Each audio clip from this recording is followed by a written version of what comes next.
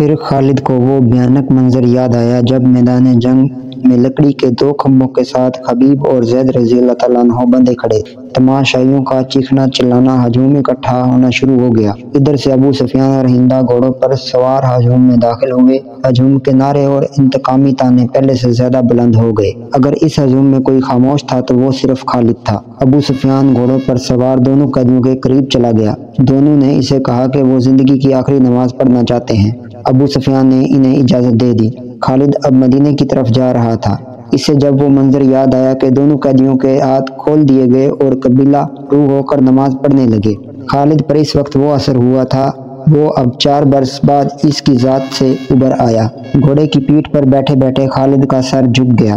خبیب بن عدی اور زید بن الدشنہ رضی اللہ تعالیٰ عنہ ہجوم کی چیخو پکار سے لاتعلق اپنی موت سے بے پرواہ خدا کے حضور رکوع و سجود میں محو تھے۔ انہوں نے نہایت اطمینان سے نماز پڑھی، دعا کے لیے ہاتھ اٹھائے، لیکن کوئی نہیں بتا سکا، تاریخ بھی خاموش ہے کہ انہوں نے خدا سے کیا دعا مانگی۔ انہوں نے خدا سے نہیں کہا ہوگا کہ دشمن انہیں آزاد کر دے۔ وہ اٹھے اور خود ہی لکڑی کے کھمبوں کے ساتھ پیٹھیں لگا کر کھڑے ہو گئے۔ وہ بدقسمت انسانوں! ابو سفیان نے بڑی بلند آواز سے خبیب اور زید رضی اللہ تعالیٰ عنہ سے کہا، تمہاری قسمت اور تمہاری زندگی میرے ہاتھ میں ہے۔ اپنی زبان سے کہہ دو کہ ہم اسلام کو ترک کرتے ہیں اور ہم اہل قریش میں سے ہیں اور 360 بتوں کو حق مانتے ہیں۔ یہ اعلان کرو اور اپنی زندگیاں مجھ سے واپس لے لو، اگر نہیں تو موت کو گلے لگاؤ۔ یہ بھی سوچ لو کہ تمہاری موت آسانی سے نہیں ہوگی۔ اے باطل کے پجاری ابو سفیان! زید کی آواز گرجی، ہم لعنت بھیجتے ہیں پتھروں کے ان بتوں پر جو اپنے اوپر بیٹھی ہوئی مکھی کو بھی نہیں اڑا سکتے۔ ہم لعنت بھیجتے ہیں عزا اور حبل پر جو تمہیں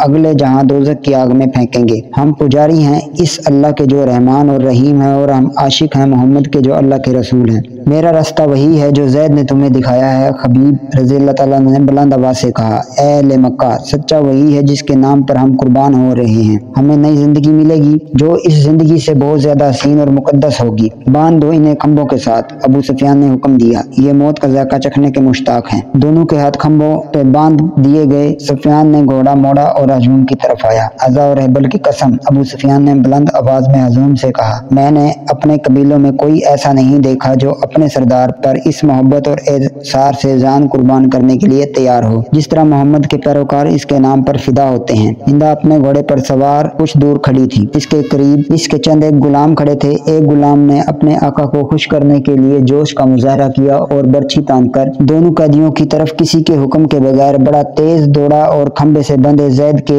سینے میں برچھی کا اتنا زوردار وار کیا کہ برچھی کی انی زید رضی اللہ تعالیٰ عنہ کی پیٹھ سے باہر نکل گئی۔ زید بن دسنا فوراً شہید ہو گئے۔ اس غلام نے سینہ تان کر ہجوم کی طرف خراج تحسین کی توقع پر دیکھا، لیکن ہجوم کچھ اور ہی قسم کا شور بلند کرنے لگا۔ تماشائی کہتے تھے کہ کوئی تماشا نہیں ہوا، یہ مسلمان اتنی سہل موت کے قابل نہیں، ہمیں کوئی تماشا دکھاؤ۔ قتل کر دو اس غلام کو جس نے ایک مسلمان پر اتنا رحم کیا ہے کہ اسے اتنی جلدی مار ڈالا۔ ہندا نے دبنگ آواز میں کہا۔ کئی آدمی تلواریں اور برچھیاں لہراتے اس غلام کی طرف دوڑے، لیکن بہت سے آدمی دوڑ کر اس غلام کے درمیان آ گئے۔ خبردار، پیچھے کھڑے رہو!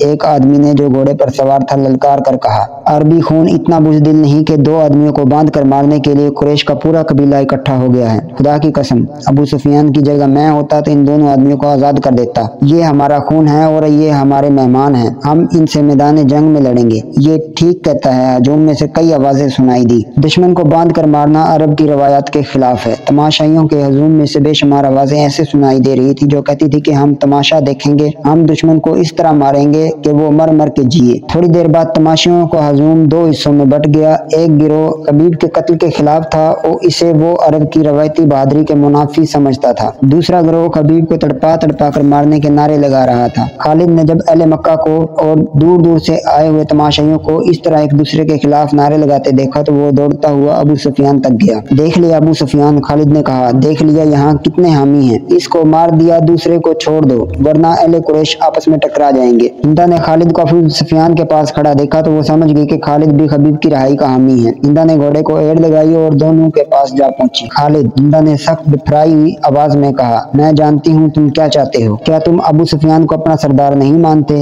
اگر نہیں تو یہاں سے چلے جاؤ، میں نے جو سوچا ہے وہ ہو کر رہے گا۔ خالد! ابو سفیان نے کہا، اگر تم سمجھتے ہو کہ میرا حکم اور میرے ارادے صحیح نہیں تو اگر میں نے اپنا حکم واپس لے لیا تو یہ میری کمزوری ہوگی، پھر لوگ میرے ہر حکم پر توقع رکھیں گے کہ میں اپنا अपना हुक्म वापस ले लूं। खालिद को आज मदीने के रास्ते में याद आ रहा था और इसे अफसोस हो रहा था कि इसने अबू सुफियान का हुक्म मान लिया था। खालिद की खूबियों में सबसे बड़ी खूबी नज़्म व नस्क और अपने सरदार की अतात थी। इसने अपने सीने पर पत्थर रखकर सिर्फ इसलिए अबू सुफियान का हुक्म मान लिया था कि अहले कुरैश में हुक्म अदूली की रवायत कायम न हो। ए अहले मक्का, अबू सुफियान ने दो ग्रोहों में बटे हुए तमाशाइयों से बुलंद आवाज में कहा, अगर आज यहाँ दो मुसलमानों के कत्ल पर हम यूं बट गए तो हम मैदान जंग में किसी न किसी मसले पर फट पड़ेंगे और फतह तुम्हारे दुश्मन की होगी। अगर अपने सरदार की अतात से यूं इनराफ करोगे तो तुम्हारा अंजाम बहुत बुरा होगा। हजूम का शोर कुछ कम हो गया, लेकिन खालिद ने देखा कि अहले मक्का के कई एक सरदार जिनके चेहरों पर नफरत के आसार थे वापस घरों को जा रहे थे। इन्हें देखकर बहुत से लोग भी जो तमाशा देखने आए थे वापस चले गए। खालिद वहां नहीं रुकना चाहता था, लेकिन वो खतरा महसूस कर रहा था कि दोनों ग्रोह आपस में टकरा जाएंगे कि अपने कबीले के ज्यादातर लोग तमाशाइयों में मौजूद थे। वो कम से कम अपने कबीले को अपने काबू में रख सकता था। हिंदा ने तमाशे का पूरा इंतजाम कर रखा था। इसके इशारे पर 40 कमसन लड़के जिनके हाथों में बर्छियां थी दौड़ते और चीखते चिल्लाते हुए तमाशाइयों में से निकले और खबीब के इर्द गिर्द नाचना और चिल्लाना शुरू कर दिया। वो 2-4 लड़के बर्छियां ताने हुए खबीब तक जाते और बर्छियां तोल कर खबीब पर वार करते, लेकिन खबीब को वजन पहुंचाए बगैर हाथ रोक लेते। खबीब बिगड़ते और नारे लगाता, मेरा खुदा सच्चा है और मोहम्मद खुदा के रसूल हैं। चंद और लड़के इसी तरह बर्छियां तान कर इन पर हल्ला बोलते जैसे खबीब के जिस्म को छलनी कर देंगे, लेकिन वार करके वार रोक ले। खबीब के बिदकने पर तमाशाइयों का हजूम दाद तहसीन के नारे और कहके लगाता। लड़कों का ये खेल कुछ देर जारी रहा। इसके बाद लड़कों ने ये तरीका इख्तियार किया कि बर्छी का वार बड़ी जोर से करते, लेकिन खबीब के जिस्म पर इतना सा वार लगता कि बर्छियों की अन्नियां खाल में जरा सी उतर कर पीछे आ जाती। कुछ देर तक यही खेल चलता रहा। तमाशाई दाद तहसीन के नारे और खबीब अल्लाह अकबर और मोहम्मद रसूलुल्लाह के नारे बुलंद करते रहे। खबीब के कपड़े खून से लाल हो चुके थे। अबू जहल का बेटा अकरमा हाथ में बर्छी लिए इन लड़कों के पास जा पहुंचा और इन्हें हिदायत जारी करने लगा कि